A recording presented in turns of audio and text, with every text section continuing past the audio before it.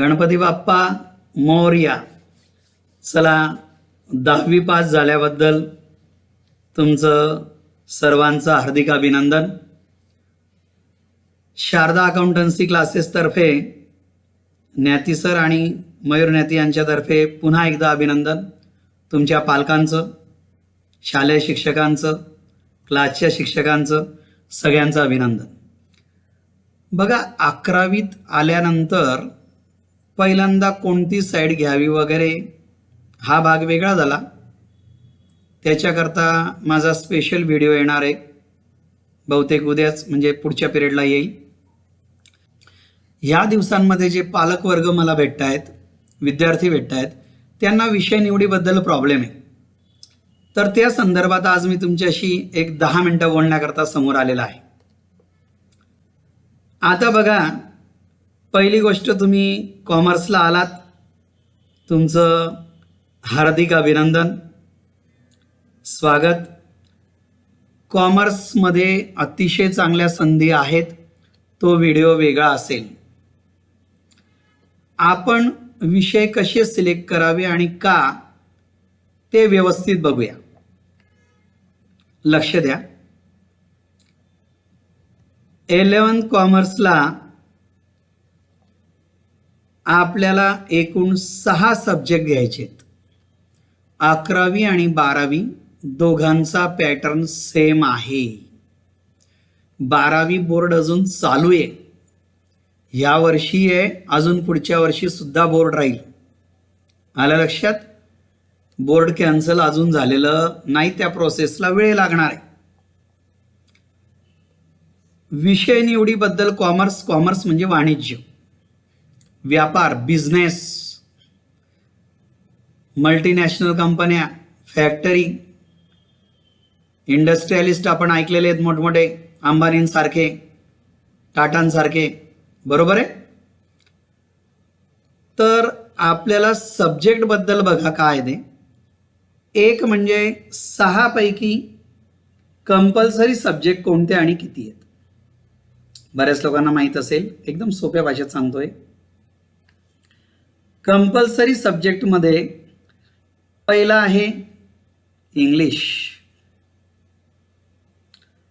अंग्रेज चले गए, अंग्रेजी छोड़ गए. आपल्या भारतीय लोकांना विदेशी गोष्टी फार आवडतात, माहित नाही का? दुसरा कंपल्सरी विषय बुक कीपिंग अँड अकाउंटन्सी, म्हणजेच अकाउंट्स.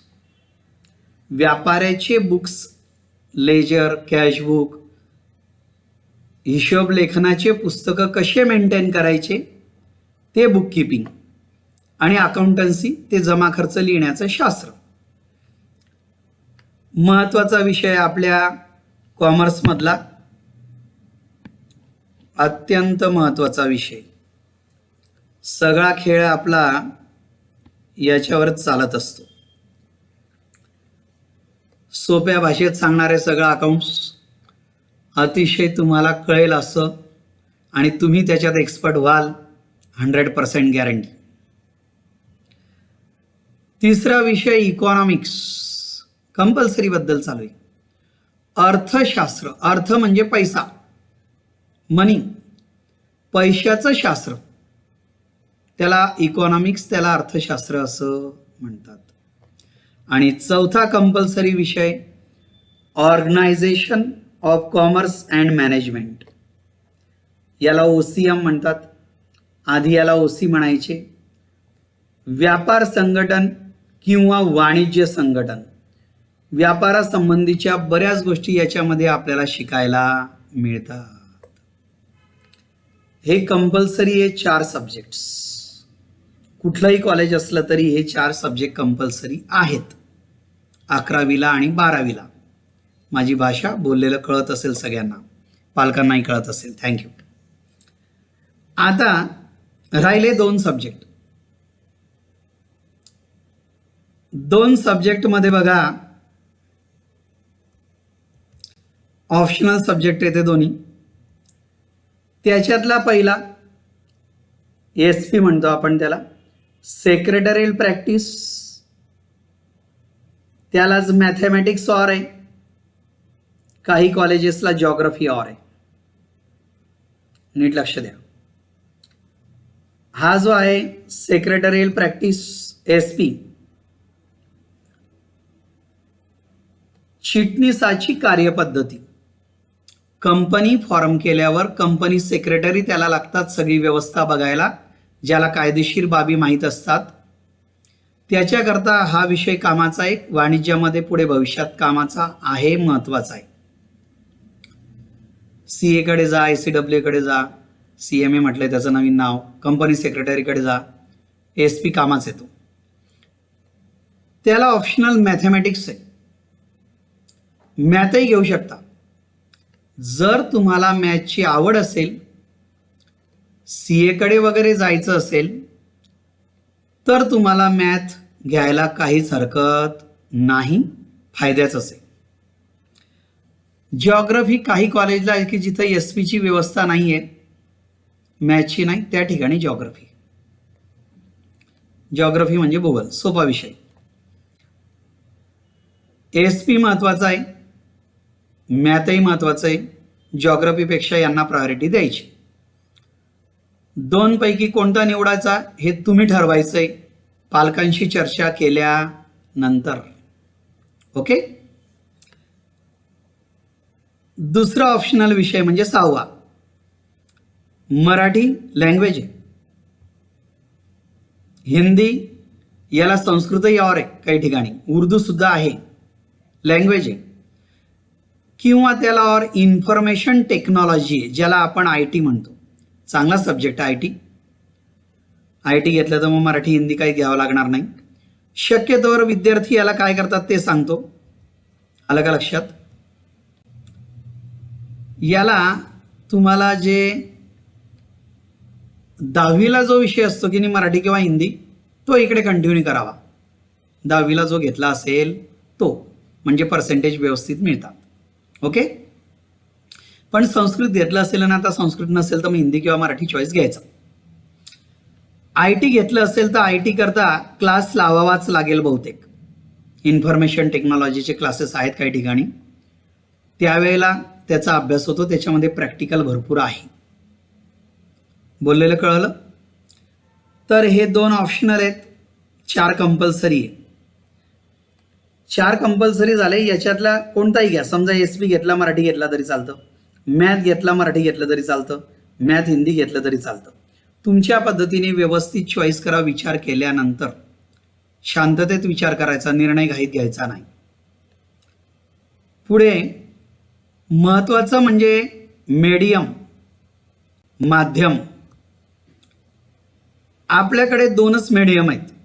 तुम्हाला 10वीला सेमी असतं, मराठी सेमी, नंतर इंग्लिश. इथं सेमी वगैरे तशी भानगड नाही आहे, इंग्लिश किंवा मराठी. नीट ऐका, हे मीडियम फक्त थिअरी सब्जेक्ट्स करतायत. कोणत्या सब्जेक्टसाठी आहे? Only theory. थिअरीचे म्हणजे कोणते? Economics, organisation of commerce OCM आणि SP. या 3 विषयांकरता इंग्लिश किंवा मराठी कोणतं मीडियम घ्यायचं हा विषय महत्वाचा. मीडियम त्याला म्हणतोय आपण. इंग्लिशमध्येच आहे. बुककीपिंग अँड अकाउंटन्सी म्हणजे अकाउंट्स इंग्लिशलाच आहे. मीडियम कोणतंही असू द्या, प्रेझेंटेशन सगळं इंग्लिश आहे, व्यवस्थित असेल.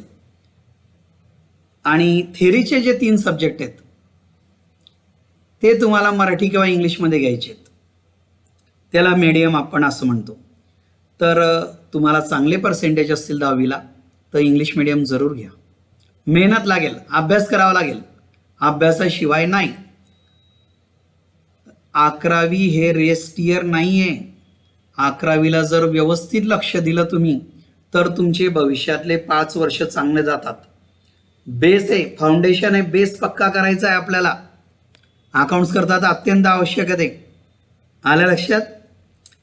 आणि 11वी 12वीला कॉलेजमध्ये 80-20 पॅटर्न दिलेला आहे. 80 मार्कांचा बोर्डाचा पेपर, वार्षिकवाला ॲन्युअल. 11वीला 80चा असतो ॲन्युअल, 6 महिन्याचा 50. स्टेट बोर्ड 11वी-12वी करता 80-20, 20मध्ये कॉलेजवाले एक टेस्ट देऊन त्याच्यापैकी मार्क्स देतात, 80चा बोर्डाचा पेपर असतो आणि असं 100 पैकी आपल्याला गुण दिले जातात. तर हे थोडक्यात शॉर्टमध्ये असं मी सब्जेक्टचं एक्सप्लेनेशन केलेलं आहे. अजून कोणाला काही माहिती लागत असेल आपल्या महाराष्ट्रातनं केव्हाही तर दिलेल्या खालच्या दोन्ही नंबर्सवर 2 नंबर्स आपण देऊन ठेवलेले आहेत, त्या नंबर्सवर तुम्ही केव्हाही कॉन्टॅक्ट करू शकतात, बोलू शकतात, पूर्ण माहिती दिली जाईल. तुम्ही क्लासलाच असले पाहिजे असं नाही. आमच्या शिक्षकांचं कर्तव्य आहे की विद्यार्थी कुठलाही असू द्या त्याला मदत करणं आमचं परम कर्तव्य आहे. आलं लक्षात? सगळ्यांच्या 11वी कॉमर्सच्या भावी वाटचालीस हार्दिक शुभेच्छा. Okay, bye bye.